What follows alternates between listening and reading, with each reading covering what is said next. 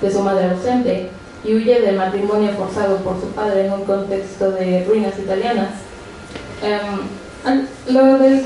El gótico de Radcliffe fue muy popular fuera como de la rama, porque ella es una pionera del género, pero la forma en que se separa del gótico masculino, como el de Walpole, sería en el aspecto del alma femenina, que enfrenta la violencia patriarcal que amenaza su espacio y su persona. Para lograr esto, Radcliffe se apoya en el efecto de terror de lo sublime encontrado en el espacio de propiedad, que son estos escenarios en los que sus protagonistas viajan. Asimismo, la manifestación de terror en la alineación de convenciones patriarcales argumenta que la heroína radcliffeana, driven by irrepressible curiosity, is led to unveil the stories of other women, and gradually realizes that the passionate female characters who fail to tame their wild nature end up locked in turrets, convents, or prison of sorts.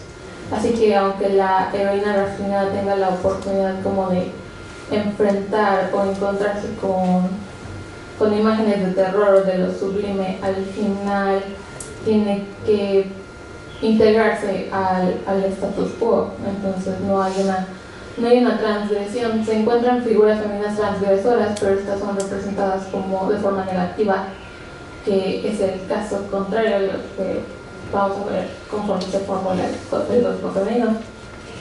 Pero por otro lado, en el siglo XIX se dio la profundidad a una feminidad transgresora dentro del gótico femenino, cuando Charlotte Brontë elaboró una de sus manifestaciones más reconocidas en su novela Jane Eyre de 1847. Brontë elaboró lo que se conoce como el tropo de The Mad Woman in the Attic, o la mujer dormente en el ático, que está basada en el personaje de Bertha Mason, la primera esposa de Rochester, que es el interés romántico de la protagonista. La Mad Woman in the Attic de Brontë inicia una nueva convención del doble de la heroína como antagonista y como objeto de terror, ya que the trope was repeatedly rewritten in Gothic narratives throughout the 19th century, and the mad woman confined in the attic, uncannily hovering between the good and the evil woman, the literal, the figurative, and vigorously participating in the construction of fear and horror. La otra mujer, como Brontë la construye, es una figura siniestra, y es una figura siniestra porque es un espejo de la heroína.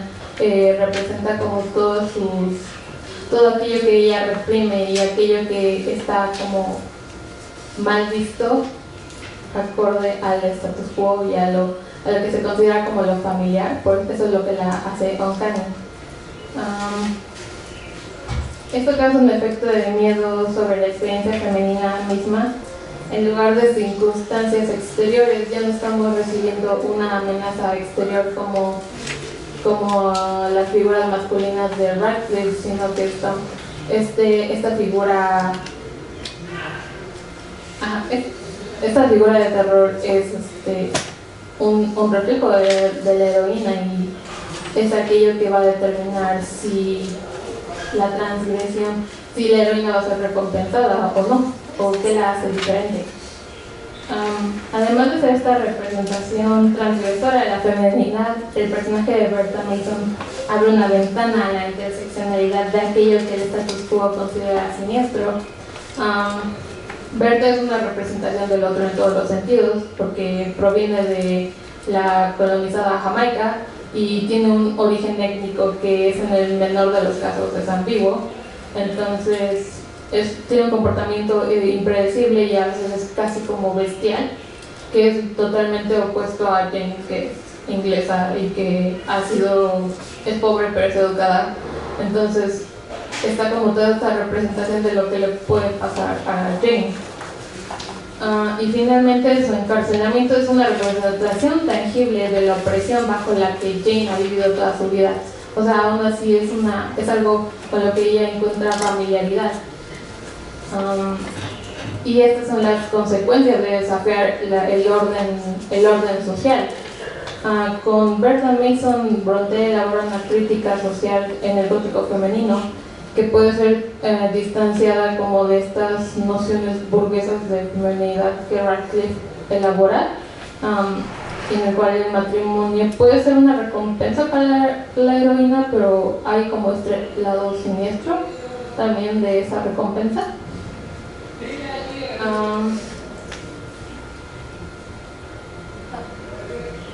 Una de las características principales del gótico femenino y que ha tenido influencia en textos literarios y escritos y leídos por mujeres es el uso del espacio doméstico como territorio siniestro. Sin embargo, la persecución que las heroínas de Radcliffe y Brontë sufren son sofocadas en las protagonistas de la escritora estadounidense Shirley Jackson, que es aquella de las precursoras de lo que llamamos el gótico doméstico.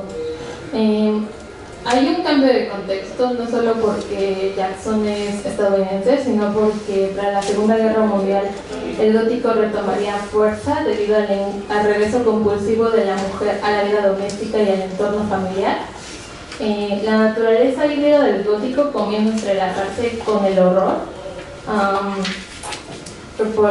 con la representación de estas ansiedades femeninas en la domesticidad, en la cual el horror dentro de la vida diaria se encuentra no solo dentro de la intimidad del entorno doméstico, sino en las figuras de tal hogar. O sea, ya no son solo escenarios simientes, sino que son aquellas personas tangibles.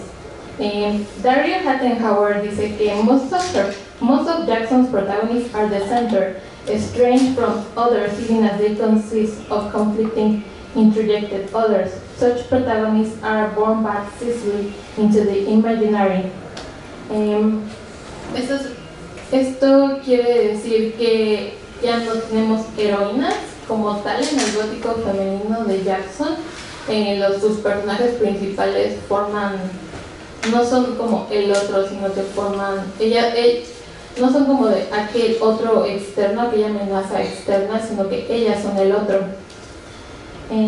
Jackson comienza a fusionar las convenciones del gótico femenino de Radcliffe en el siniestro de la domesticidad y el de Brontë, que explora la transgresión femenina como siniestra en personajes como los de sus novelas de We Always Live in the Castle de 1962 y The Haunting of Hill House en 1959, en los cuales se explora la parte siniestra de los roles de género, que son los de ser madre y los de ser hija, que explora en The Haunting of Hill House, o los que explora también como hermana y como hija en We Always Live in the Castle, en la cual la liberación de estos roles de género puede ser la liberación del espacio de la casa, ya que la casa gótica se convierte en el espacio en el que uno debe vivir. O sea, no es un lugar del que se pueda huir, es cotidiano, es diario. Sin embargo, el estilo protomodernista de Jackson libera la imagen de lo sublime del siglo XVIII y la novela realista del siglo XIX. Esto representa como una nueva imagen del gótico femenino, en la cual se desprende de ciertas nociones como tradicionales o patriarcales que se habían resistido desde el siglo XVIII y pueden volver a reinventarse como el gótico lo hace, pero pueden reinventarse, pero con los tropos que han sido familiares para nosotros. Otras autoras han seguido esta formulación de Moores después de los años 70, como la escritora Joanna Rose o como Diana Wallace, y quieren traer y demuestran que se necesita una perspectiva de género en aquello que denominamos como terror o que denominamos como alienado, y creo que esa es una de las importancias del gótico femenino y estas imágenes. Sí, muchas gracias.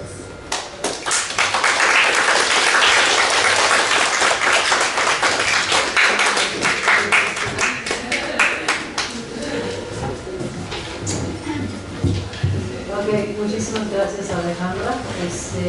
Ahora procedemos a la ponencia de la doctora Jessica Locke, quien es profesora investigadora del Centro de Estudios Lingüísticos y Literarios en el Colegio de México y da clases de licenciatura en Lengua y Literatura Hispánicas aquí en la UNAM y en su posgrado en Letras. También ha impartido clases en el Instituto Tecnológico y de Estudios Superiores en Monterrey, Ciudad de México y Santa Fe, y en la Universidad de Mary Washington en Fredericksburg. Debería saber cómo pronunciarlo. Ok, gracias. Sus principales áreas de investigación, así como de docencia, son la literatura novohispana iberoamericana de los siglos XVI y XVIII, la edición crítica y la literatura mexicana del siglo XX. Ha participado en el coloquio gótico en varias ocasiones con trabajos sobre la obra, por ejemplo, de Carlos Fuentes, Manuel Whitquick y Guadalupe Nesser, etc. El título de su ponencia es la obra de Edward Gorey, Arte y Literatura Góticos hermosamente insólitos. Adelante, Jessica. Muchísimas gracias, Ana. Y también quiero agradecer a los organizadores, a Miriam y a Tony, por invitarme de nuevo a formar parte de este evento. Muchísimas gracias. Relativamente poca gente, creo yo, conoce el nombre o la obra de Edward St. John Gorey. Es su apellido real y en realidad no expresa exactamente el tipo de arte que él terminaría elaborando a lo largo de su vida, como veremos en unos momentos. Confieso que yo misma no los habría conocido si no fuera por la mudanza que hizo mi mamá en 2021 de Acton, Massachusetts a East Sandwich, Massachusetts, una comunidad pequeña en la costa de Cape Cod o Cabo del Bacalao, cerca de la playa y lejos del mundanal ruido. Debido a que Cape Cod tiene mucho turismo en el verano, cuando resulta una población flotante muy significativa y poco movimiento en las demás temporadas del año, en las visitas que le he hecho a mi mamá, trato de, sobre todo en temporada baja, tratamos de encontrar cosas que hacer. Entonces, buscando museos, restaurantes. Pero mientras que los restaurantes se quedan la mayoría abiertos durante todo el año, los museos sí cierran, ¿no? Entonces, la vez antepasada, cuando fui a ver a mi mamá para Halloween el año pasado, notamos que el único museo cerca que seguía abierto en octubre era The Edward Gorey House, ¿no? Entonces decidimos lanzarnos y estar como a 20 minutos de su casa y pues bastante fácil de llegar. Y en realidad es un museo increíble, lleno de cosas para todas las edades, en realidad. Este museo es donde él vivió la última etapa de su vida. En este museo se puede hacer incluso un scavenger hunt de uno de las obras más conocidas del autor, son The Ghastly Grown Tinies, ¿no? Entonces son un niño para cada letra y todos mueren o sufren de alguna manera, ¿no? Entonces hay pistas, y ya ven que yo sí terminé, pero ya solo después de las visitas, el scavenger hunt, y entonces hay pistas para cada uno de The Ghastly Grown Tinies. Y entonces pues las vas encontrando y palomeando y este es el libro, sí se ha traducido al español, así como mucha obra de Gorey está ya traducido al español, pero pues aquí tengo los ejemplos en inglés porque una amiga de mi mamá, Sharon, me regaló el libro en inglés. C is for Clara who wasted away, ¿no? C es de Clara que se desvaneció. E es for Ernest who choked on a peach. La E es de Ernest que se atragantó con un durazno. Y R es de Rhoda que se consumió en llamas, ¿no? Y todos los niños, bueno, o mueren o sufren de alguna forma u otra. Y si ganas la búsqueda, entonces te dan un separador de libros de uno de los que es más difíciles de encontrar, ¿sí? Que es Neville, ¿ok? Ahora, después de este breve prefacio, me gustaría introducir la figura de Edward Gorey. Nacido en Chicago en 1925 y fallecido en Hyannis, Cape Cod en 2000, no lejos de su casa, que ahora es el museo, fue un artista sumamente prolífico durante toda su vida adulta. Escribió e ilustró más de 100 libros propios, fue ilustrador de obras de otros autores como H.G. Wells y T.S. Eliot, y su trabajo creativo en torno a Drácula, que es una versión ilustrada por Edward Gorey. Y además su trabajo en torno a Drácula no solo tiene que ver con los dibujos que realizó, sino también del diseño del vestuario, del vestuario para la escenificación de la ópera en Broadway, para el que Gorey fue galardonado con un premio Tony. Será recordado por estas y otras aficiones artísticas en el mundo del teatro, del ballet, de la música y de la literatura. Los dibujos de sus libros de autoría propia son a veces reminiscentes de los periodos victoriano y edwardiano, y varias de sus historias evidencian un gusto por lo macabro en relación con niños. Cultivó un género peculiarmente encantador y juguetón de temáticas insólitas, como ya vimos con The Ghastly Crown Tinies, y como vemos aquí en el libro se llama The Fatal Lozenge, la pastilla o el caramelo fatal o letal, The Baby, ¿no?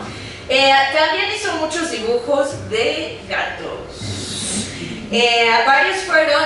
Varios gatos fueron sus compañeros entrañables en la casa de Yarmouth, como que aparece en una entrevista con él. Fue una especie de niño genio. En la primaria se saltó el primer grado y el quinto. Después de estudiar un solo semestre de arte en la School of Art Institute en Chicago y de servir 2 años en el ejército estadounidense en el Dugway Proving Ground en Utah, donde se hacen pruebas de los sistemas de defensa biológicos y químicos de los Estados Unidos, estudió literatura francesa en Harvard University y se tituló en 1950. Pocos años después entró a trabajar al departamento de Doubleday Publishing en Manhattan, donde ilustró las portadas para libros ajenos, incluyendo en un principio fue asiduo del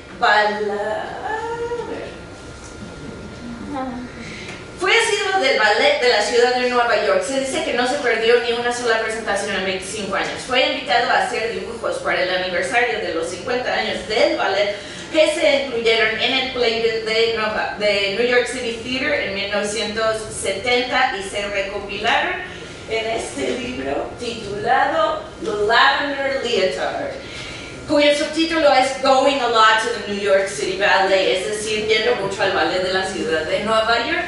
Está incluido en la segunda de las 4 antologías de su obra, de las que hablaré en breve. Es considerado Gorey como una figura de culto cuya obra no fue altamente comerciable, pero sí consumida por un grupo significativo de aficionados. Hay quienes afirman que fue inspiración para Tim Burton.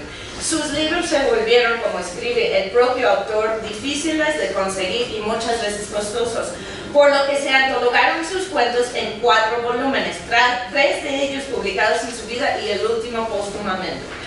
En la presente ponencia estudiaré los cuentos incluidos en estas antologías, sobre todo en la primera, Amphigory, para mostrar el particular género del gótico que cultivó. Las antologías fueron publicadas en los siguientes años: 1972, 75, 83 y 2006. Me interesa en este caso la primera, porque fue obviamente la primera iniciativa de dar a conocer su obra a un público más amplio y también conservarla, precisamente por aquello que dijo Gorey acerca de la accesibilidad de sus libros. Esta es la primera antología, Amphigory.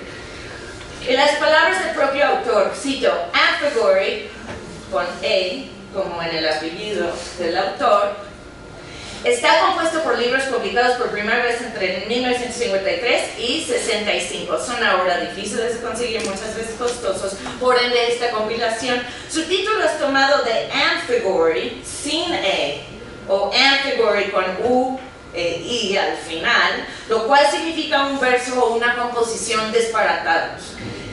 nonsense en inglés. En realidad, esta antología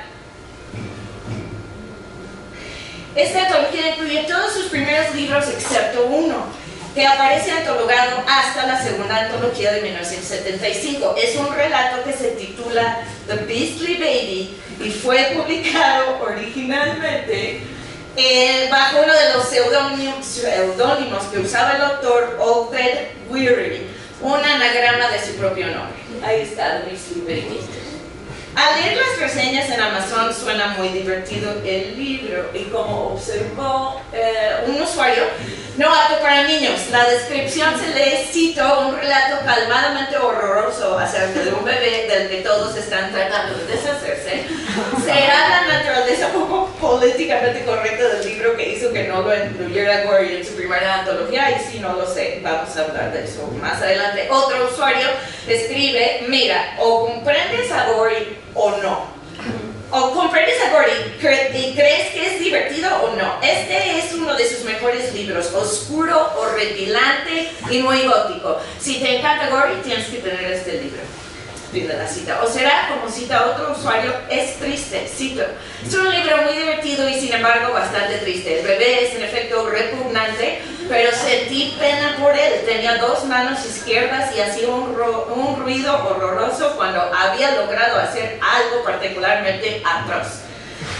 No sé, no hay forma de saber, si ya estoy hablando yo, creo, si estos motivos de la oscuridad o del patetismo del cuento pueden haber causado su exclusión de la primera antología, pero sí se incluye en la segunda antología, que yo aún no he tenido el privilegio de consultar. Para mí quizás una razón más convincente por la que no incluyó The Beastly Baby en la primera antología es porque está dedicada a su mamá. Volveremos brevemente a este punto más adelante. Ok, ahora entremos en los contenidos de la publicación de 1972. Aquí en su 58ª reimpresión, o sea, sí lograron que se difundiera bien la obra de este autor. Contiene 15 relatos, no hablaré de todos, sino solo de algunos de los más representativos de esta primera colección y sin temor a ser subjetiva, algunos que más me gustan a mí. El primer cuento, The Unstrung Harp, es una metaficción cuyo subtítulo es O el señor Irbrass escribe una novela. No evoca lo gótico en sus contenidos, quizás sí en algunos de los dibujos. Con ingenio y agudeza ofrece una reflexión conmovedora sobre este escritor, su proceso y la creación. Mr. Irbrass, un novelista conocido según nuestro autor, empieza a escribir su nueva novela que se titulará The Unstrung Harp, pero para la cual todavía no se sabe la trama. Nos enteramos de sus dudas existenciales como escritor, como qué hacer con una parte retrospectiva incómoda que siente que debe insertar en el segundo capítulo, pero no sabe dónde, así como de su orgullo por algunas ideas que se le han ocurrido escribir, como cito, el regreso del personaje Lirp y su casi inmediato empalamiento en el árbol botella, fin de la cita. Asimismo, se nos relata su visualización en su mente de dónde están los versos ajenos que quiere de epígrafe para su libro, cito, en el tercio inferior de una página del lado derecho de un libro encuadernado de color, posiblemente de aceite. También lo vemos dudar cuando decide releer los primeros capítulos que no ha visto en meses y que ahora considera que son horribles. Decide quemar el manuscrito, pero se pregunta, ¿por qué no hay fuego en la chimenea? ¿Por qué no hay lo necesario para hacer uno? ¿Y cómo llegó a él al cuarto abandonado del tercer piso? Fin de la cita. Después de hacer estas reflexiones y también de decidir que los últimos capítulos son todavía más horrorosos que los primeros, termina la novela, la edita, revisa las pruebas, la ve después en una librería, tiene un encuentro con un lector que exige saber, cito, qué quiso decir con la última escena del capítulo 14 y de repente decide irse unas semanas al continente, obviamente en barco, pues lo vemos, cito, observando la agitada superficie del canal y el narrador afirma que Mr. Irbrass cito, asume que estará terriblemente mareado durante horas y horas, pero no importa. Aunque es una persona a la que no le pasan cosas, tal vez le pasen cuando esté del otro lado. Ok, este texto, que fue el primero que Gorey dio a conocer en 1953, es pues una reflexión sobre el proceso creativo que puede o no asemejarse a la de nuestro autor. El siguiente libro antologado, porque voy a ir un poco más rápido, solo me queda hablar de 3 cositas más. The Listing Act. Título difícil de traducir, el ático que enlista. Contiene 60 estrofas de 5 versos cada uno, llamado quintains en inglés, con rima A, A, B, D, A, con versos de 9 sílabas y 5, predominantemente algunos, aunque algunos de los versos que deben ser de 5 son en realidad de 6. La mayoría de las estrofas están en inglés, pero hay una que otra en francés. No es particularmente de mi agrado este libro, pero como un ejemplo, porque me parece que este libro muestra la flexibilidad tanto literaria como lingüística de Gorey. Lo leo primero en inglés y después les doy mi traducción que no está en verso. A gift was delivered to Laura from a cousin who lived in Gomorrah. Wrapped in tissue and crepe, it was peeled like a grape and it emitted a pale greenish aura. Un regalo le fue entregado a Laura, de un primo que vivía en Gomorra. Envuelto en papel y crepé, estaba pelado como una uva y emitía una aura pálida y verdosa. Ahora bien, escogí esta estrofa porque es bastante light en comparación con otras que son francamente violentas. No para privarles de estas últimas, sino porque creo que es un buen ejemplo del concepto de ambiguity, composiciones o lenguaje desbaratados del que ya hemos hablado y que podría incluso considerarse casi como una filosofía del autor. Stephen Schiff incluye una cita de nuestro autor que fue respuesta a la pregunta que se le hizo si su obra es gótica. Contestó Gorey: si estás haciendo disparates hay que ser bastante atroz, porque si no, no tendría caso. Estoy tratando de pensar en si hay disparates asoleados, es decir, alegres. Disparates asoleados y divertidos para niños, hay que aburrido, dije, lo dice 3 veces. Como dijo, sigue la cita, como dijo Schubert, no hay música alegre. Y es verdad, realmente no la hay. Y probablemente tampoco hay disparates alegres, cierra la cita de Gorey. Ahora, para concluir, hablaré muy brevemente de otros 3 libros contenidos en la antología. El primero es The Doubtful Guest. The Doubtful Guest es sobre una criatura no identificable, pero que podría parecerse un poco a un pingüino, que usa tenis y una bufanda, que aparece en la casa de una familia, los asusta, pero que luego termina básicamente dándoles igual. Come con ellos, hace travesuras, se enoja y esconde todas las toallas de la casa, camina sonámbulo en las noches, y el cuento termina con la afirmación de que no se ha ido de la casa todavía, que lleva 17 años ahí. Es un huésped relativamente enternecedor, inocente excepto por su kleptomania y su tendencia de dejar caer los objetos hurtados al estanque. Perfectos disparates, pues. En este sentido es similar a The Bug Book, el libro de bichos, donde sí hay un poco de violencia, pero es violencia entre bichos, entonces también resulta bastante inofensivo. Este libro podría considerarse como para personas de todas las edades, esto sí. Está The Bug Book. Hay 2 insectos azules frívolos que viven en una taza para té, hay 3 insectos rojos primos de los azules que viven en una botella azul y entonces parecen de color violeta cuando están adentro de la botella. Y hay insectos amarillos que también son primos de ambos grupos de insectos, que viven en la hoja debajo de la más alta de una planta. Todos estos insectos se llevan bien y hacen fiestas y excursiones, etc., hasta que llega un insecto grande y oscuro, creo que sí. Un insecto grande y oscuro que para mí se parece a una especie de escarabajo. Los bichos azules, rojos y amarillos tratan de ser amigables, pero eso no funciona y el escarabajo los empieza a perseguir y a aterrorizar. Entonces diseñan un plan y creo que se pueden imaginar cómo termina eso. Por último, Mencionaré un libro publicado por Gorey bajo el mismo seudónimo que empleó en The Beastly Baby, Aldred Weird. Se titula The Curious Sofa, a pornographic work.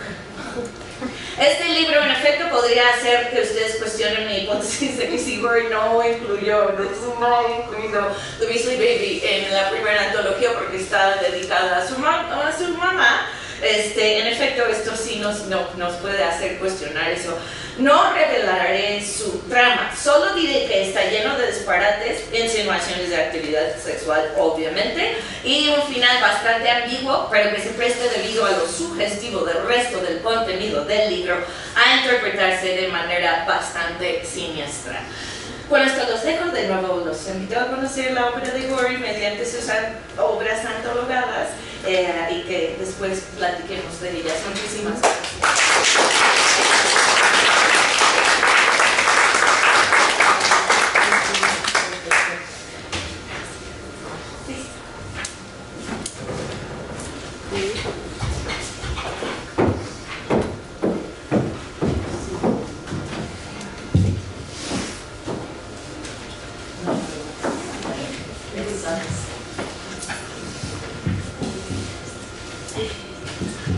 Ok, pues muchísimas gracias Jessica por una ponencia pues muy divertida. Seguimos ahora con la ponencia de Carolina Danaí Ulloa Hernández, que es licenciada en Lengua y Literaturas Modernas, Letras Inglesas y maestrante. Es parte del proyecto Literatura Irlandesa Contemporánea de los siglos XX y XXI y del Seminario de Estudios Críticos sobre Cultura Popular, así como profesora de asignatura de la Facultad de Filosofía y Letras. El título de su ponencia es Castle of Politics, la memoria de la Gran Hambruna y su contagio en The Butchers de Ruth Gilligan. Adelante, Carol. Bueno, me apena mucho que mi ponencia no va a ser divertida, siguiendo la extraordinaria versión de un gótico hermoso y, no sé, un poco mucho más encantador de lo que tengo que decir ahorita. Pero bueno, de todas formas, confío en que sea iluminado. Entonces, The Butchers, de Ruth Gilligan, es una novela que despliega una preocupación por el legado familiar. A los personajes los persigue el pasado, hecho observable en la tensión entre la naturaleza y la civilización, encarnadas respectivamente en la superstición y la modernidad. Se llega además en una profecía. Su aspecto siniestro no solo se encuentra en la multiplicidad de dobles que aparecen, sino también en la trama que acecha tanto a la narrativa como a la nación. Es una obra que usa el objeto y lo configura como espectral para generar horror. Con esta descripción podría pensarse que se trata de un texto del ciclo clásico del gótico, pero es del año 2020 y transcurre en 1996 y 2018. Como indica Verpoten, el gótico ofrece una forma específica para abordar dichas preocupaciones porque, abro cita, the images and figures that are reiterated constitute a place where cultural fears and fantasies are projected. Cierro cita. Esta obra de Gilligan es una fuente de perturbación moral cuyo tema central es el contagio, uno que suscita la memoria de la Gran Hambruna, periodo entre 1845 y 1852 que dejó tras su paso alrededor de 3 millones de decesos. La tragedia tiene origen en la naturaleza. El hongo Phytophthora infestans, que viajó de Estados Unidos hasta la isla Esmeralda en 1843 y atacó los cultivos de papa fundamental en sus prácticas alimentarias. Si bien el origen es orgánico, la negligencia humana fue el factor principal para su propagación. Las autoridades británicas hicieron poco o nada para mitigar el problema. Este es un monumento que está al lado del río Liffey en Dublín. Parte de lo que lo hace aterrador, igual que conmovedor, es que finalmente tú vas caminando conforme caminan estas personas que vivieron la Gran Hambruna. Entonces, lo anterior sirve para acercarse a The Butchers porque la reverberación histórica se vuelve, tanto en la narrativa como fuera de ella, contagiosa por su fundamento espectral.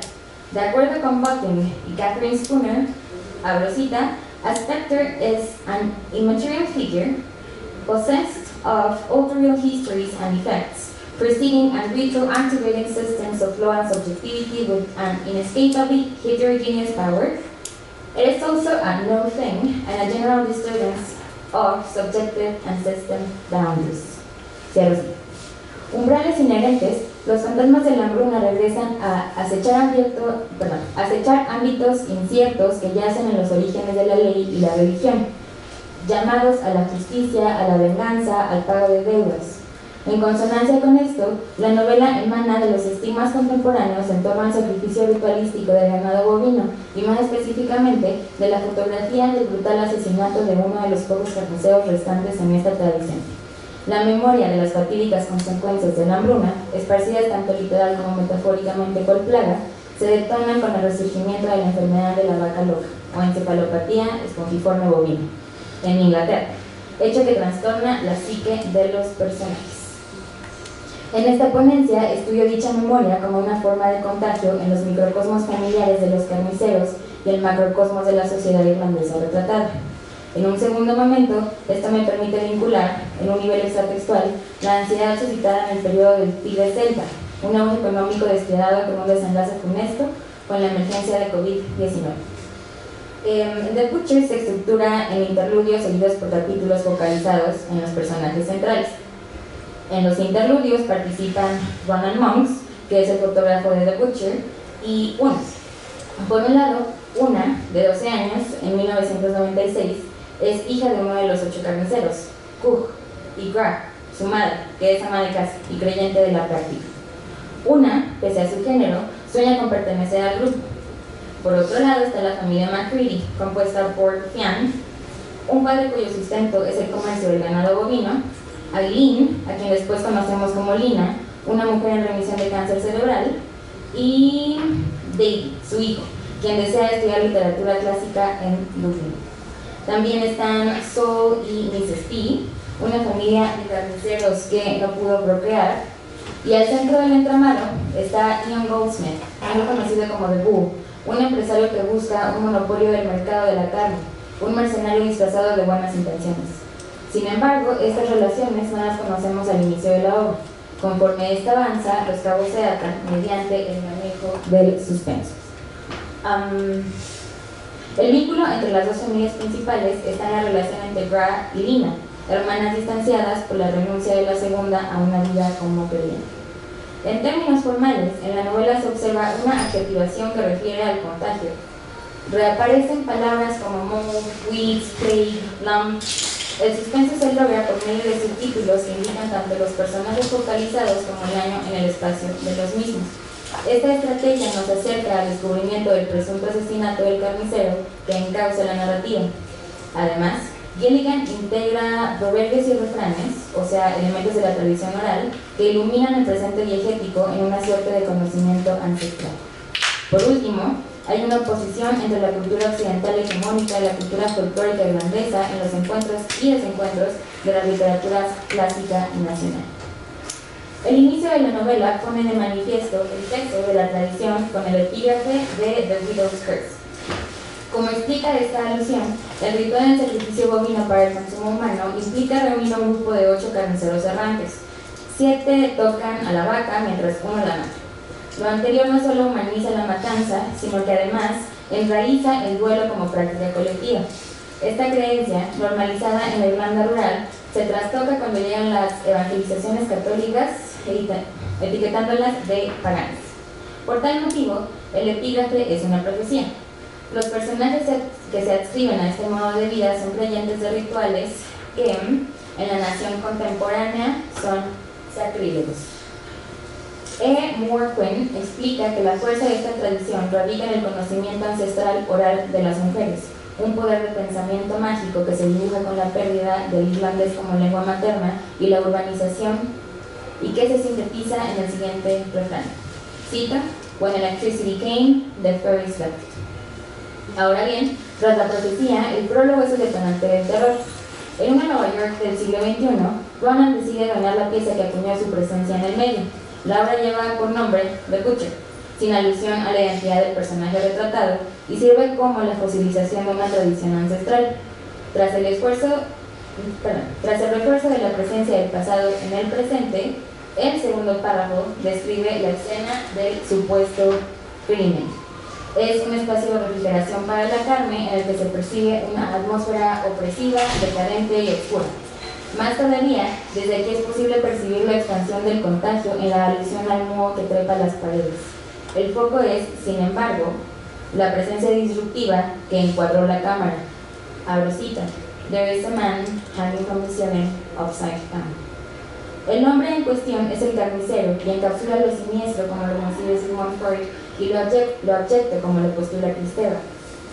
El humano que pende del gancho, un elemento supuestamente reservado para la carne animal, está descolocado.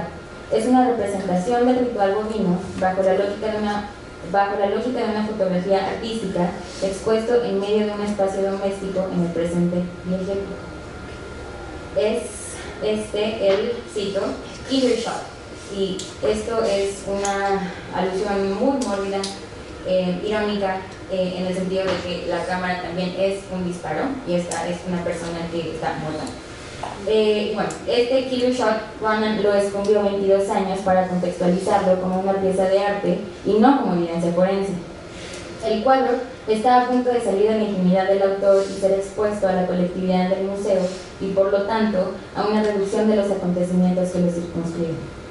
La focalización de una da pie a la narración del pasado, en el año de la fotografía, pero en un condado distinto.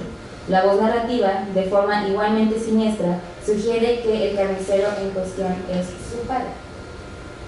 Abro cita: "Una Hanoi día el Peter Lasper Bordino". Cierro cita. En el mapa que les enseño a continuación, se ve la isla completa. La flecha punteada marca el condado Kazan, de donde parten los carniceros hacia su recorrido anual, mientras que la otra flecha indica el espacio en el que se capturó la fotografía. También es importante observar la línea roja que marca la frontera entre una Irlanda y la otra. La tensión presente en la novela, desde aquí, se dibuja con una carga política. La decadencia de la habitación del presunto asesinato también se ve en el espacio doméstico de la familia. Se propaga aún en este otro lugar el Bloom of Mold. Asimismo, para contextualizar la partida del padre, una describe su duelo como una flash famine. A esta alienación individual le sigue una colectiva cuando la voz narrativa describe la segregación que sufre esta familia de creyentes. Cito: "They say Ireland's getting more modern by the day. Why not keep up with the times?". Es aquí donde el eco con la hambruna y el periodo del tigre celta colindan. En esa diapositiva les presento lo que se supone que es la Irlanda moderna. O sea, este puente se llama The Millennium Bridge, está en Dublín, es cosmopolita, y al ladito está un reloj que intentaron hacer para conmemorar el nuevo milenio y que nunca funcionó porque la corriente del wifi no permitía que el reloj funcionara.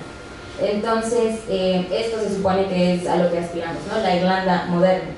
Y por otro lado está la Irlanda rural, como de postal, que se supone que es vieja y pues por supuesto está repleta de pastura para el ganado bovino, que es uno de los sustentos principales de la comunidad. Ahora bien, el tigre celta, igual que el Celtic Beef Boom que se retrata en The Butchers, fue un periodo de prosperidad económica nunca vista en la República. Duró de 1994 a 2007. En resumen, tras la adscripción del país a la Unión Europea en 1973 y gracias a la inversión extranjera, se pasó de una economía agrícola a una economía mercantil, capitalista y neoliberal, con énfasis en un neocorporatismo que benefició principalmente a individuos dentro de las esferas inmobiliaria y banquera. En 2003, previo al quiebre de la burbuja, la historiadora Xenia Pacheta describe la Irlanda contemporánea como, cito, moderna y dinámica, cuya rebosante economía es una fuente de envidia e incredulidad.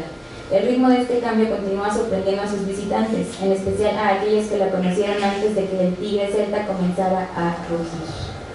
Si bien hubo cambios que llegaron para quedarse, como aquellos referentes a la religión, la sexualidad y el arte, el hecho es que el boom se fue tan rápido como llegó. incluso antes de su colapso. Críticos como Fenton O'Toole lo describían como The Economics of Utter Idiocy. Siguiendo la lógica de lo espectral, Gilligan retoma El tigre celta para crear un mundo narrado en el que las viejas tensiones entre lo rural y lo moderno, con el pasado colonial de Irlanda, se resumen en los siguientes términos. Un intento de, cito, "leaving the past and finally catching up with the rest of the world". En este entendido, lo viejo es lo ritualístico, lo que posteriormente se catalogaría como Ishok o superstición, rol que representan los carniceros. En contraste, lo moderno es metonímico con The Bull, quien está en el corazón de este boom. The Bull se encarga de reanimar las tensiones fronterizas después de la independencia y del suceso histórico conocido como The Troubles, al contratar hombres dispuestos a traficar ganado bovino, potencialmente infectado, para generar mayores ingresos, desafiando así el esfuerzo gubernamental público para contrarrestarlo, que es la Operación Matador. Esta oposición se sintetiza en la siguiente oración, que es un reflejo del sentimiento generalizado de esta Irlanda ficticia. Cito: "Who needs Cullen when you've got the bull, hey?" Cullen es el héroe por excelencia de la mitología irlandesa y un fundamento para la caracterización del padre de Cullen. Tal y como el quiebre extratextual del tigre celta, el Big Boom que surge de la oportunidad de explotar la crisis británica resulta no ser más que un cúmulo de ibris de aquellas personas en el poder. Muchos personajes se adscriben al grito "God save the Big Fan Queen". El contagio se esparce a modo de rumor. Se privilegia la repetición de la ocurrencia. Cito: "English cows were going mad again". Este es un eco directo a la gran hambruna, pues lo que peligra es la fuente de alimento y en consecuencia es una amenaza de inanición. Aunado a este resurgimiento de la enfermedad hay un nuevo miedo, la Mad Human Disease. Sumando a las reverberaciones siniestras, la forma en la que la infección afecta a las vacas es atacando el cerebro, lo que alude al tumor de Lina. La información se propaga y genera pánico como la propia infección.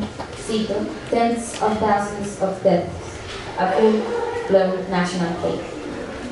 Pareciera entonces que los personajes están atrapados en el castigo de Prometeo, quien, como Davy recuerda, no solo les trajo el fuego a los seres humanos, sino también les enseñó a uncir y atar animales, a atraparlos y amenazarlos para su buen uso. Amansarlos para su buen uso. Conforme los carniceros avanzan, también avanza la enfermedad y la locura. La tensión entre el pasado y el presente que se contagia en la isla se amplifica de mejor manera con Cook y Fionn, dos personajes que siguen caminos paralelos y representan las consecuencias directas de poderes humanos más altos. Esposos de Gra y Lina, respectivamente, uno es creyente y otro es un católico desesperado por encontrar la cura del tumor de su pareja. En esta emergencia nacional, Cook se ciñe a la tradición de los carniceros, incluso si hacerlo es adverso, y Fionn sucumbe ante la corrupción de The Bull y su negocio ilícito para recaudar más ganado en Irlanda del Norte y por lo tanto más ingresos. En resumidas cuentas, Cook funge como el protector del ganado mientras que Fionn ayuda a detonar la crisis. Aunque ambos luchan por la erradicación del MBM, que es el Meat and Bone Meal, que es un compuesto de desperdicios de res que en miras del ahorro económico orillaba a las vacas a ser caníbales, o sea, a comerse las unas a las otras. Este es, en última instancia, responsable de la infección bovina en Irlanda. Esta característica pedártrica la comparte el boom mismo. Previo a la revelación de la identidad del carnicero asesinado, Gra hace la siguiente observación. Cito: "The whole country has gone a little mad". Es alrededor de este momento que una, sin saber el impacto que después tendrían sus palabras, en un arrebato de ira, dice: "I hope that something bad happens to them out there". Aquí regresa a cumplirse la profecía que adquiere una nueva especificidad. Ahora es "the curse of the butcher's widow". Estamos a punto de alcanzar el momento en el que inicia la trama y todo parece confirmar que Cook no volverá a casa y que la acreedora de ese nuevo título será Gra. Sin embargo, de forma un tanto inesperada, quien fallece es Sol, la cabeza del grupo. Tras haber sobrevivido el cáncer, lo que termina con su vida es un infarto suscitado tras una pelea de fog entre los creyentes en la maldición de la viuda y los creyentes en The Bull. La cuestión inexplicable, que es lo que enloquece a la Irlanda entera, es el despliegue final de su cuerpo. La viuda, que ahora la conocemos como hija, termina convirtiéndose en la encarnación de la vacuidad de una promesa frente a los desafíos del contexto, la ironía de ser Mrs. P. Mrs. Cummings. La desintegración de los carniceros marca el fin de una era. Con ello se vuelca el terror del exterior al interior. La enfermedad de la vaca loca ataca de forma directa al territorio nacional. Claro, la audiencia sabe que hay mecanismo de censura detrás de la operación matador y los negocios ilícitos del avaricioso toro. La infección realmente surge de las relaciones corruptas entre The Bull y el gobierno. Diggy reflexiona sobre esto y gracias a la información de la hambruna y el tigre celta, la conexión espectral con el pasado histórico reemerge, abro cita. Even if you hadn't already known, there was no doubt these lads spent time with accomplished politicians, the euphemisms, the folk concern, the exceptional polish of the robes and the emerald green of the square pocket. Cierro cita. A cambio del cuerpo de Saul, bajo el rumor fagocítico que explica su muerte, ellos dijeron los rituales fueron lo que lo mató, son sus rituales paganos, y entonces los carniceros aceptan las condiciones y regresan pues un poco abatidos o básicamente deshechos a esta nueva concepción de la Irlanda moderna. El último tercio de The Butchers resuelve las subtramas y reconcilia varios aspectos del pasado, pero eso no implica que haya un regreso a la normalidad. Además de la propagación de la enfermedad de Creutzfeldt-Jakob, que es la variante humana de la enfermedad de la vaca loca, se descubre una transmisión generacional, como Davy reflexiona en la siguiente cita. Davy wondered if stories could be passed down through generations without ever being told out loud. La respuesta es sí, pues la gran hambruna es un trauma histórico que continúa siendo una fuente de horror, cuyas consecuencias no necesariamente se discuten en voz alta en el seno familiar, pero lo subyacen. Una y los carniceros lo sabían, cita, "The traditions had to be adhered to, or else the widow's grief would be forgotten and the whole of Ireland would become diseased." Tan contagioso como el moho y como el hongo de la papa, el tigre celta y el beef pum se propagan mediante la codicia, pues el dinero es la prioridad moderna. Esto pareciera en el presente la maldición que nos acecha. Al menos en The Butchers no todo está perdido. Mientras una intenta descifrar qué hace a una maldición, descubre que ser mujer no es la condena que pensó al principio, aquella que le hacía imposible ser una carnicera. Su descubrimiento llega con la menstruación, pues su madre le explica, y cito, "I tell you, love, we women know more about blood than they men ever will." Apropiarse de este conocimiento ancestral, transmitido por la figura femenina, le ayuda a encontrarse con Juan en 2018 y confrontarlo con lo que pasó la noche de la muerte de Saul. En este enfrentamiento entre pasado y presente ocurre la revelación de una fotografía que es, a su vez, la revelación del secreto inicial. Él cambió la posición del carnicero para lograr su killer shot. Mientras esperan en la cámara oscura, el duelo se visibiliza. Atestiguamos the colors of the picture surfacing like a proof. Una ofrece una nueva interpretación de The Curse of the Farmer's Widow en un recuento del trauma histórico que la lleva a una asociación identitaria que acepta el cambio como integral. Parte de lo que describe en esta reflexión es que las historias de la transmisión de la enfermedad se volvieron infecciosas hasta que el silencio las extermina. Llama la atención que en 1996 es el mismo año que se estrena Michael Collins, del director Neil Jordan, y que en 2018, entre pláticas de Brexit así mencionadas en la novela, The Butcher, la fotografía se despliegue en un museo de Nueva York. No sé qué tanto es coincidencia que quieran publicar esta novela en el mismo año que comenzó nuestro confinamiento sanitario, pero tal y como Cattle are Politics, The Butchers es Politics. Hoy desgloso sobre algunos ecos espectrales que surgen de la gran hambruna y pasan por The Troubles y el tigre celta con el fin de llegar a una breve reflexión sobre la pandemia de COVID-19 que ya sin cubrebocas obligatoria se siente incluso lejana. Si algo que nos enseña la hambruna y la conciencia pospandémica es que la naturaleza en efecto es amenazante, pero que en realidad y a raíz de la amenaza somos los seres humanos que en este capitalismo rampante la propagamos con la generación de ingresos a partir de la pérdida de un estimado de 6.3 millones de personas. Este es, claro, el ejemplo más fatídico y arrogante de lo que ocurrió de 2020 hasta la campaña de vacunación. Retomo lo que se pregunta Fionn para iluminar nuestra circunstancia. ¿Qué tanto tienen que ver las tradiciones con el miedo? Quizá más de lo que le damos crédito.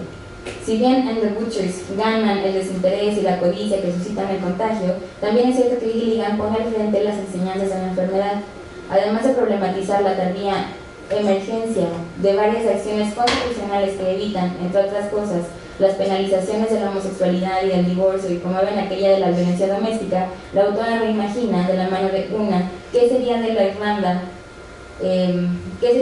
si el duelo colectivo se viviera de manera distinta, más respetuosa, más humilde, más humana. Nosotros también participamos del canibalismo económico previo y posterior al COVID-19. Sin embargo, quizá aunque peque de ingenua, la pérdida masiva que experimentamos, primero con distancia y después tan cerca como en casa, sí reformula las maneras de vincularnos los unos con los otros desde los cuidados que debemos efectuar y afectar distinto. Como he escuchado a Aurora Piñeiro decir en más de una ocasión, vivimos en tiempos góticos. No obstante, ni ella ni yo perdemos de vista, y aquí es donde los convoco a que ustedes tampoco lo hagan, que aunque el contagio horroriza y aterra, también es la sacudida necesaria para repensar nuestra relación con la naturaleza y entre nosotros. Gracias.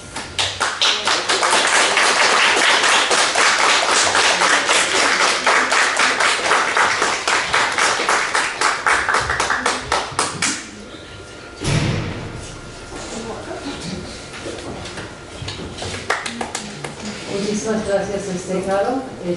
Ahora seguimos con la última ponencia del día. Last but not least, para decirlo en inglés. La última ponencia es de Daniela Matsumoto Horiuchi, espero que pronuncie bien. ¿Sí? Okay. Que es estudiante de quinto semestre de licenciatura en Lengua y Literaturas hispánicas de la Facultad de Filosofía y Letras.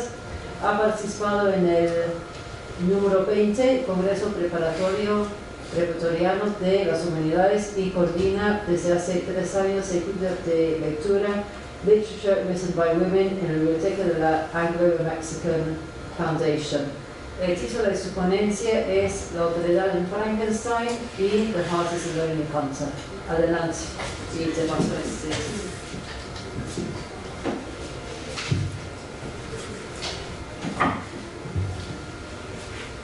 Hola, buenas tardes.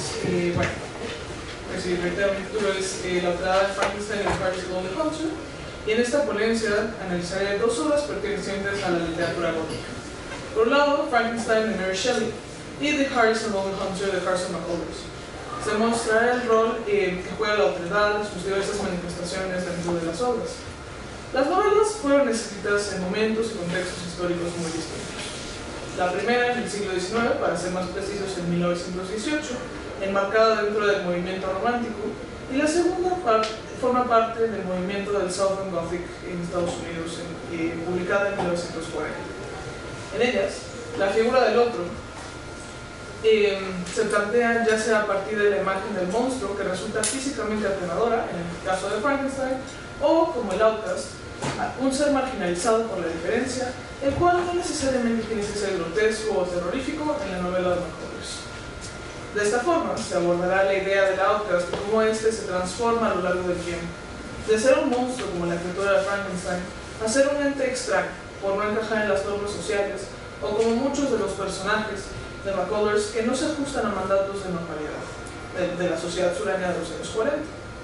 Al final, más allá de únicamente el miedo al horror, lo que reflejan estas novelas es el miedo a lo diferente. Cabe mencionar que ambas obras fueron escritas por mujeres, lo cual podría verse como que ellas en sí mismas son las otras que se dan voz a través de la ficción. Para poder entender un poco mejor las relaciones entre el yo y el otro y vincularlas con las obras, se utilizarán algunas propuestas desde tanto horror en su libro La conquista del otro, La conquista de América del problema del otro. Y algo así. Uno puede descubrir a los otros en uno mismo, darse cuenta de que no somos una sustancia homogénea y radicalmente extraña, a lo que no es uno mismo. Yo es otro. Pero los demás también son yo, sujetos como yo, que es solo mi punto de vista para el cual todos están allí y solo yo estoy aquí, separa y distingue verdaderamente de mí. Puedo concebir a esos otros como una abstracción, como una instancia de la configuración psíquica de todo individuo, como el otro y el otro en relación con el yo. o bien como un grupo social concreto al que nosotros no pertenecemos. De la cita anterior recupera la idea de que la autoridad está estrechamente relacionada con el concepto del yo, de lo único, de lo normal y lo socialmente aceptado. Las narrativas góticas que se están analizando no cuentan la historia del yo sino del otro. Aunque si se analiza la autoridad como lo propone Todorov, se puede observar que esta es una cuestión de percepción, que los personajes marginales de las novelas góticas caen del lado fronterizo del otro, pero que no por eso dejan de ser yos para sí mismos. En la sociedad, el yo mayor y fundamental que los observa como distintos, como otros.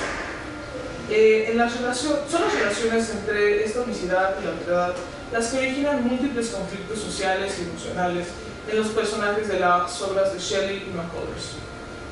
Hay muchas maneras de reflejar la autoridad en las novelas góticas, pero en principio, en el gótico clásico, Frankenstein, la monstruosidad marca la alteridad del personaje. Las deformidades físicas son las que distinguen al monstruo sin nombre que adopta el apellido de su creador. Por el contrario, el Southern Gothic es un movimiento conformado por una serie de escritores del sur de Estados Unidos interesados en el gótico clásico, al cual adaptan su contexto. Se enfocan en el empleo de lo grotesco, lo extraño, mezclado con identidades regionales. En particular, la vida en las pequeñas ciudades sureñas, que suelen estar habitadas por varios tipos de figuras extrañas, elementos ominosos y por figuras fantasmales. McCullers, como una de las representantes del movimiento, hace uso de este espacio regional, donde aparentemente no ocurre nada de interés para insertar a sus personajes disímiles en aquella homogeneidad rural. Es interesante mencionar que si se le pudiera asignar un espacio-tiempo a los sujetos que habitan la autoridad, este sería la soledad, pues son entes incomprendidos que no logran encajar en su entorno. En el caso de Frankenstein, el monstruo está aislado tanto física como socialmente, pero en el caso de los personajes de McCullers, estos sufren tal condición incluso cuando están rodeados de otras personas. A continuación, se pretende hacer una comparación entre ambas obras, postulando que la monstruosidad se relaciona con el miedo a la autoridad, lo cual produce una marginalización del sujeto alterno. Dicho miedo cada vez se simboliza menos en la atrocidad entendida como deformidad y diferencia corporal, y cada vez más se representa como diferencia social. Conviene mencionar lo que dice Miller sobre los escritores del Southern Gothic en torno a la autoridad y su vínculo con el sur mismo. Y cito: "The South itself is seen from without a region, as a region peopled by the grotesque, the deformed and the dysfunctional. At the same time, bodies that don't conform to dominant structures of signification function as disruptive presences which threaten orders of meaning." Esto no solo sucede en los cuerpos deformes, sino en aquellos que se presentan ante la sociedad de formas distintas a las establecidas, como las mujeres masculinas, por ejemplo, o que realizan acciones no propias de su raza o condición social. Ahora, pasando al texto de Shelley, el cual es un clásico y pionero de la literatura gótica, se plantea, como se ha mencionado, a un monstruo físico, es decir, un ente que en su corporalidad representa completamente la autoridad, pues es más grande de lo común, desproporcionado, hecho de las partes de distintos cadáveres, etc. Él, la criatura, es otro no por cómo piensa ni cómo actúa, sino por su apariencia y origen. Bueno, al principio, ¿no? Después va cambiando y ya sus acciones también lo acaban segregando. Esto se puede ejemplificar cuando la criatura habla con el hombre ciego y este lo percibe como un uno, como un yo, no como un monstruo, es decir, que él interiormente no es un ente alterno en su corporalidad, es su corporalidad lo que lo hace distinto. Es hasta que llegan los hijos del hombre que se hace visible lo horripilante que es la criatura. De hecho, se puede observar cómo es que son los otros, el ciego y cómo es que son los otros, tanto el ciego como la creación, los que pueden relacionarse entre ellos sin juzgarse, pero son los normales, sus hijos, los que los separan, justo como sucede en el caso de John Singer y Antonopoulos en el caso del texto de McCullers, cuando los desune la familia del último. Incluso, el hecho de referirse al monstruo como criatura y no como un hombre es una forma de deshumanizarlo, de hacerlo más otro que los otros, aquel que nunca encajará, a menos de que tuviera un igual con el cual relacionarse. Pero se sabe que el Dr. Frankenstein se horroriza ante la idea de ser una compañera de su creación. Le asusta tener una comunidad de otros que se identifiquen a sí mismos. El tema de la monstruosidad se representa de manera física. Y cito a Hoyle. The Gothic monster, in short, is the locus of that otherness from the human norm by the conventional standards of Western civilization, where the most incongruous of elements are precisely the ones that coexist in it. All the excessive beings were supposedly separate conditions blur uncontrollably into each other. Such figures thus become the ultimate nonsensical others of supposedly sensible human beings who claim to have incoherent identities, and thus define those identities by being the supposed opposites of those monsters. De esta forma, el ejemplo, por ejemplo, el Dr. Frankenstein siente que es todo lo contrario de su criatura. Se define a sí mismo como un hombre de ciencia, representante de la civilización, contrario completamente a la barbarie que implica el monstruo. Es interesante notar que el otro carece del apoyo de la corriente del pensamiento en boga. Surge el dilema de si la propia criatura es el ente monstruoso o si se trata, por el contrario, del creador, el Dr. Frankenstein, pues en un principio lo juzga y se horroriza ante él. El médico, con la ciencia de su lado, sería el que, según la historia, se consideraría como el yo, y su creación monstruosa siempre sería el otro. Shelley demuestra a través de la paulatina marginalización del monstruo que tal vez la criatura haya nacido con una idea de sí mismo como un yo, sin creerse diferente o horrendo, y es a través de la relación que tiene con su creador que se va marginalizando, pues se va dando cuenta de lo terrible que es. Si bien, al principio de la novela, la criatura tenía buenos sentimientos, era inteligente y digamos humana, es mediante el sistemático rechazo que se da cuenta de que no pertenece y se va tornando más y más semejante al monstruo de quien se le inculpa de ser. Cada vez se va volviendo más brutal, menos humano. Piensa Perkins que esta dinámica es una forma de crítica social, pues se cuestionan las relaciones de poder, las relaciones de clase o de amo esclavo, que conforme pasa la novela se invertirán.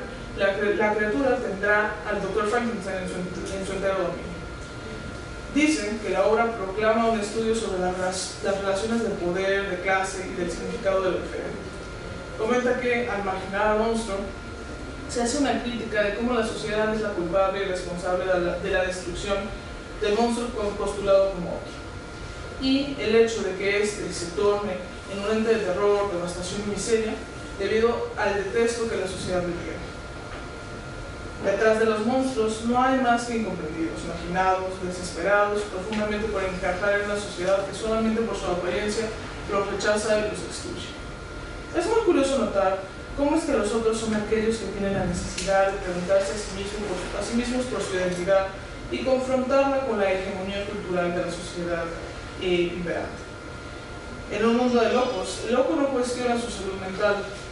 O en un mundo de monstruos, la criatura del Dr. Frankenstein no cuestiona su monstruosidad. Los personajes, que se definen como otros, están ligados necesariamente al conflicto interno.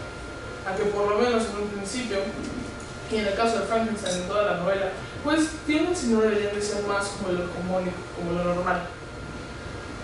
Y cito directamente a Perkins, it is significant that the questions that the monster raises about his own identity are questions that Victor, as a member of the privileged class, never has to confront. Y eso es algo que no solamente ocurre dentro de la ficción gótica, sino en cualquier grupo que se manifiesta como este. Pues es a partir de darse cuenta de que se es diferente que se intenta buscar una identidad propia, que se pregunta a sí mismo por el yo. Como mencioné en la introducción, es posible que incluso también la autora se haya problematizado a sí misma como otra. Se puede constatar que a lo largo de la novela, la criatura tiene la intención de hacerse lo más normal posible, de asimilarse a la sociedad. Esto lo hace para poder ser aceptable. Trata de adaptarse a las formas de actuar y de ser de las personas. Pero a pesar de lo anterior, no hay nada que pueda hacer, la gente sigue percibiéndolo como un monstruo. Y cito a Shelley para ejemplificar: I persuaded myself that when they should become acquainted with my admiration of their virtues, they would compassionate me and overlook my personal deformity. Al no poder ser aceptado, por más que se quisiera asimilar, por más que se quisiera domesticar y ser normal, no hay manera en que pueda ser visto más allá de la otredad.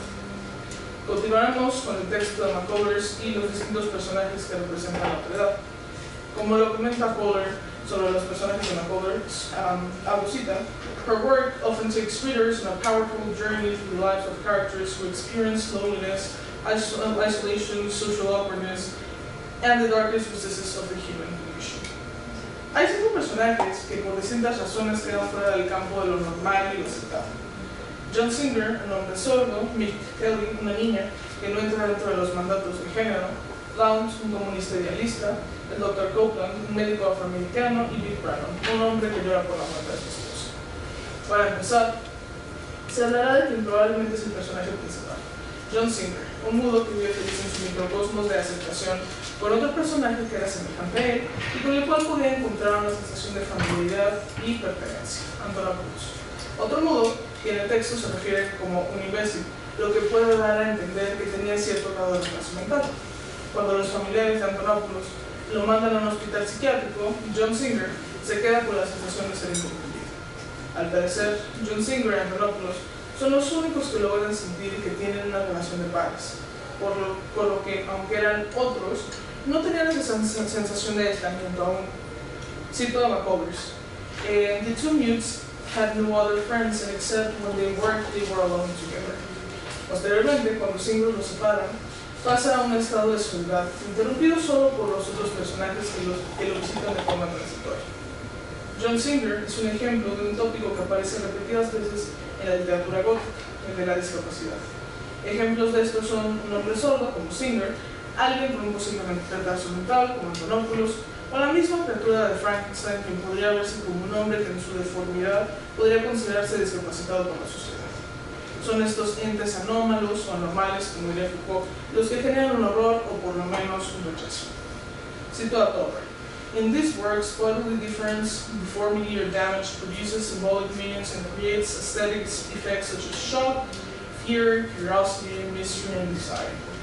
En el caso de las obras a analizar, la deformidad de la criatura de Frankenstein genera aquel horror, mientras que Singer, en el caso de la obra de McCullers, al parecer provoca cierta curiosidad, pues es el resto de los personajes que se ven atraídos hacia él debido a la tranquilidad que les inspira.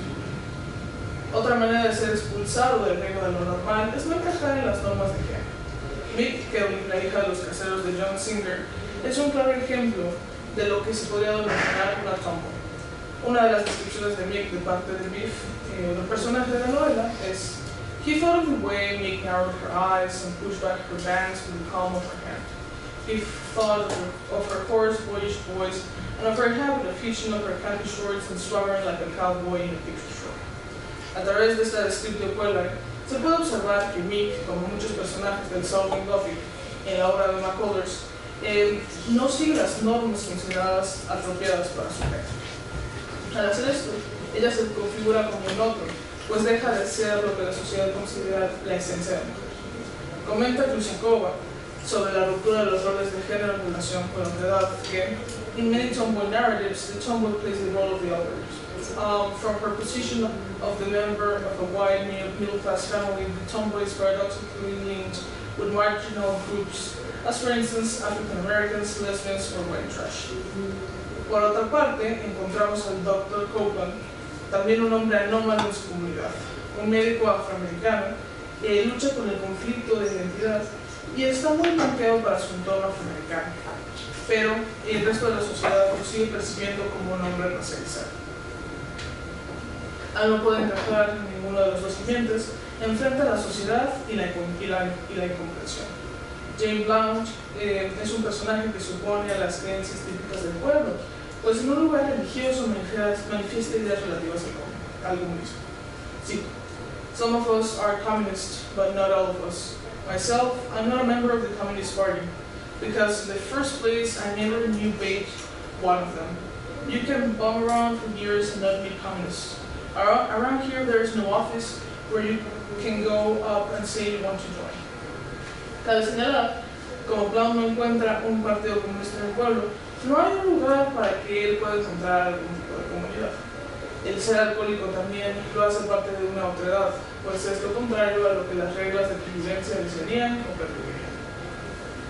Para concluir, se puede decir que la otredad es una pieza clave para estudiar la literatura, pues más allá de leer los textos pensando en la existencia de seres monstruosos o sobrenaturales o personajes marginales, se puede entender este tipo de entes como representaciones de la otredad, personajes que en su diferencia horrorizan a la comunidad en la que viven y son forzados a estar en la periferia, incluso cuando en ocasiones luchan desesperadamente por encajar.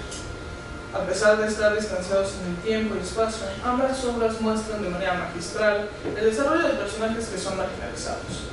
Hoy en día me parece fundamental que la literatura funcione como una suerte de llave para entablar vínculos con aquellos tipos de personajes que resultan inadmisibles dentro de la sociedad contemporánea. A causa de su origen, apariencia, modo de pensar, género y manifestaciones de este, raza, clase, etc.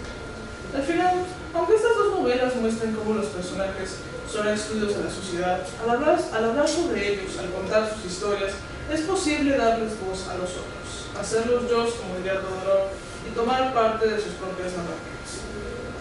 Creo que ese es un gran atributo de la literatura gótica, el poner en el reflector a aquellos personajes que han sido marginados, darles una historia que contar, una vida que vivir, una voz con la cual hablar.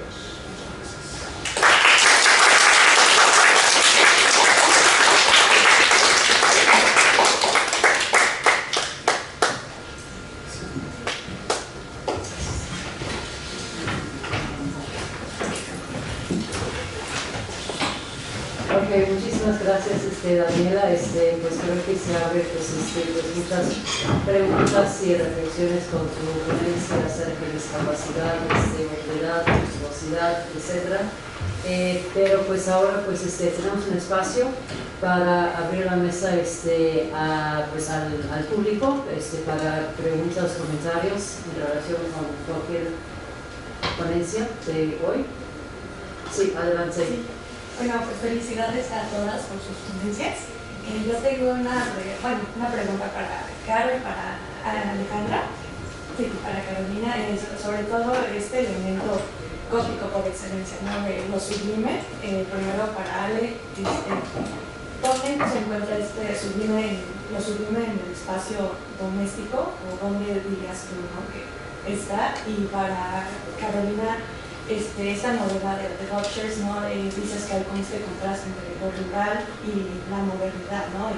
En Irlanda, entonces no sé si cabe este concepto de lo sublime tecnológico, que es este horror y atracción mística, ¿no?, a las huellas que no se pueden, que son irreversibles, ¿no?, en la naturaleza. Entonces, ¿dónde está con este sublime tecnológico, si podría caber en la novela de Gilligan?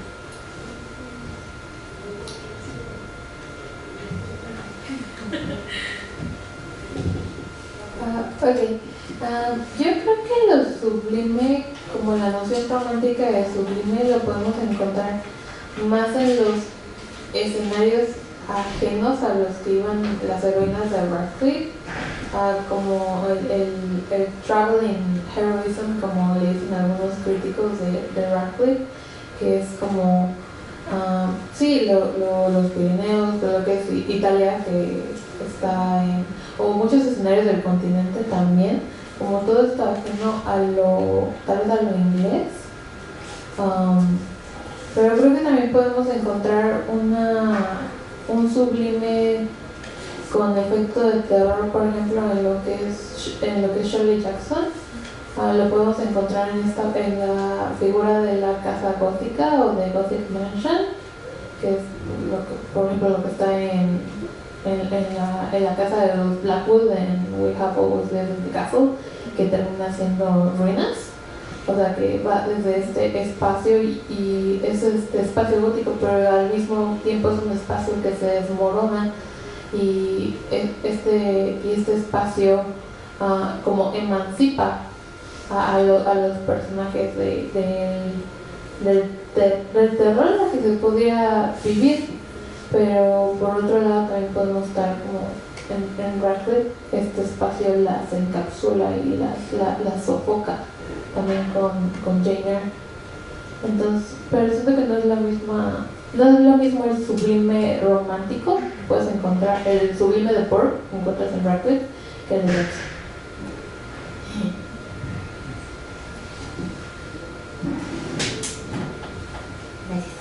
Gracias Ale por la respuesta y a ti por la pregunta. El sublime no creo que quepa en derechos. No hay.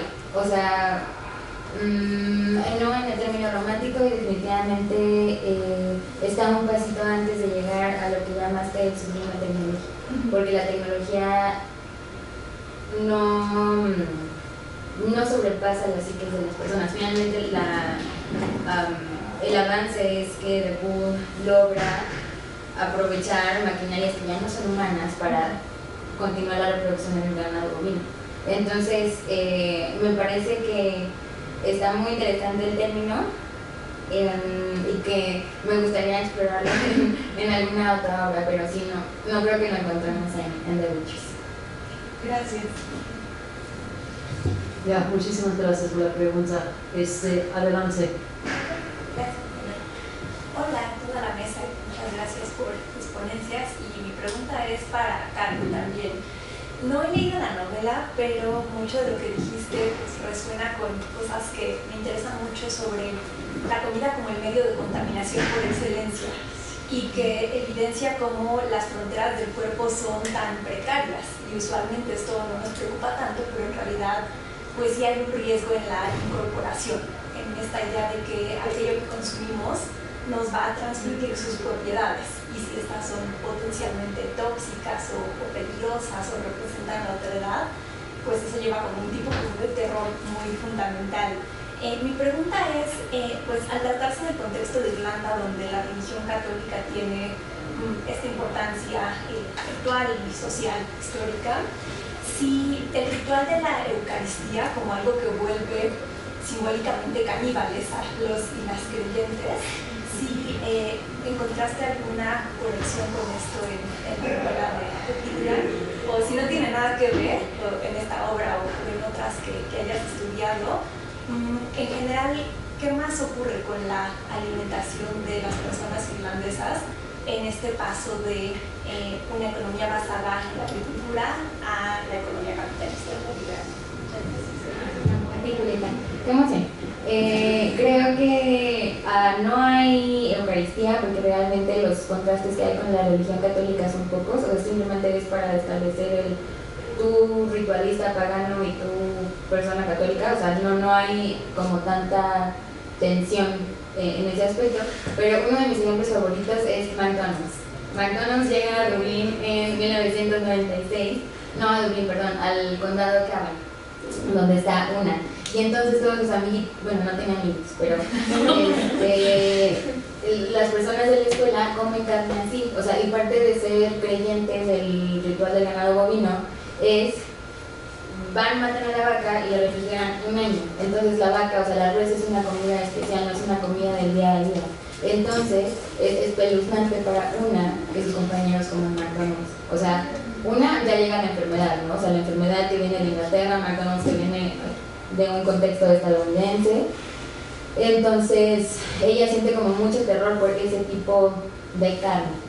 Y me parece que ella es principalmente el personaje que lo vive así, o sea, ella y el resto de los carniceros. Por otro lado, la carne para los personajes que están, por así decirlo, del lado de Boo, no ven el sacrificio animal como algo más que una raíz de su codicia, o sea, como otra ramita, pues sí, como en su enorme arrogancia de dominio en el territorio y entonces puede hacer lo que quiera. Pero el caso de McDonald's me pareció espectacular y Una come hamburguesa de McDonald's al final cuando se revela y por supuesto, o sea, pobrecita no deja de vomitar así, pero es eso, o sea, fue un acto de rebeldía, o sea, ese consumo para que así fue salirse de lo que ella consideró toda su vida que era lo correcto, o sea, era la forma de ver el mundo y de repente se rompió, da este paso, pero finalmente sí regresa a ser carnicera. No, o sea, no se nos explica si ella también sigue el ritual, pero ella se presenta a sí misma como carnicera. Sí.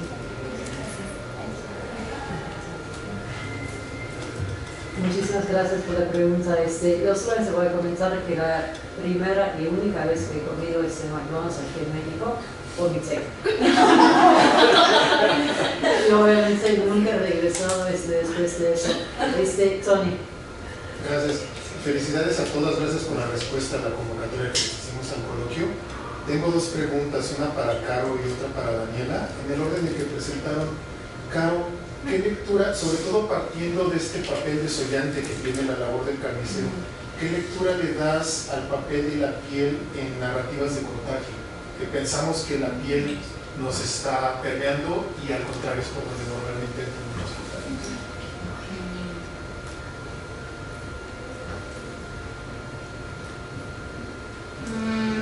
Aquí en The Butchers,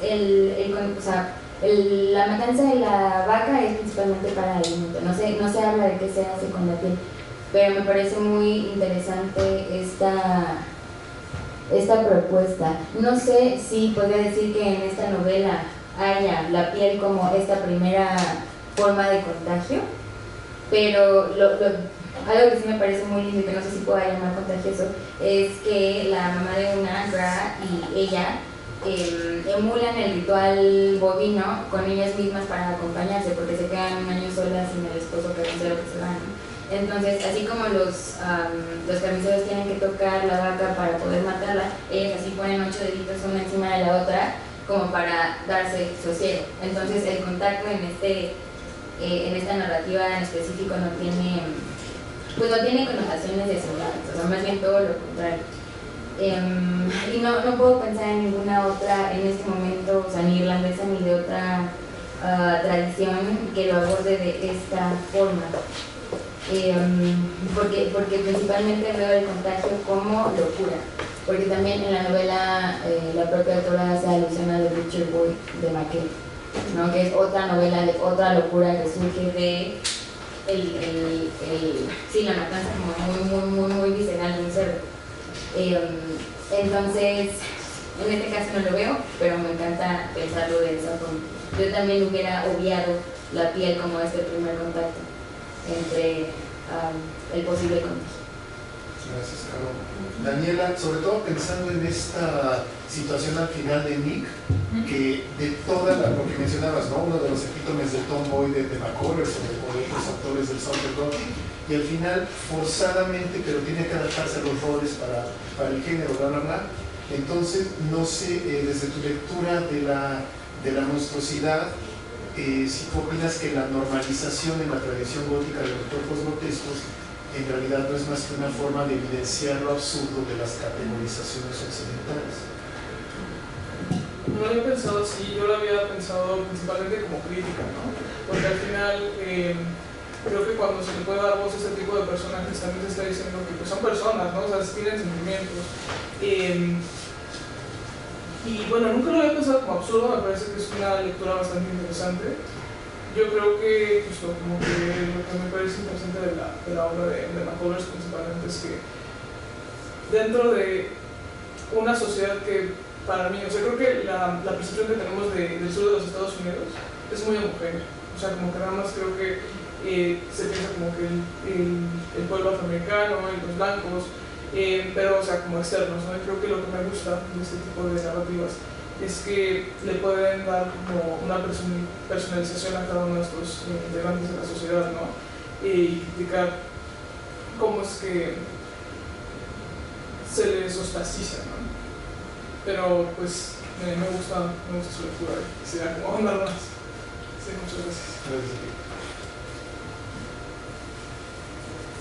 Pues muchas gracias. ¿Alguien tiene otra pregunta? Bueno, solamente pues me queda pues agradecer al público de estar aquí, a ustedes como ponentes. Caro, creo que tenemos que hablar ya después, no ahorita en este momento, sino se va a abrir una lata de gusanos casi, pero pensando precisamente, siguiendo su pregunta un poco eso de la cuestión de la tradición, la modernidad, el conflicto en Irlanda, pero podemos pensar qué ocurre en Escocia, qué ocurre en toda la tradición celta, y ahí también pienso en el novelista, escritor Arthur Machen de Gales, que también que rescata ese pasado celta. Bueno, después platicamos de todo eso, si no acabamos. Pues muchísimas gracias a todos por asistir. Y les invitamos a la siguiente sesión mañana, a las 10 de la mañana. Ya todo va a ser presencial, entonces pues por favor revisan el programa, está en la cartelera titular de la Facultad de Filosofía y Letras, entonces ahí ven horarios, mesas y todo. Entonces, primera sesión mañana en inglés y después todas las otras sesiones en español. Y eso es para mañana y también para el miércoles. Entonces, es un aplauso para los ponentes.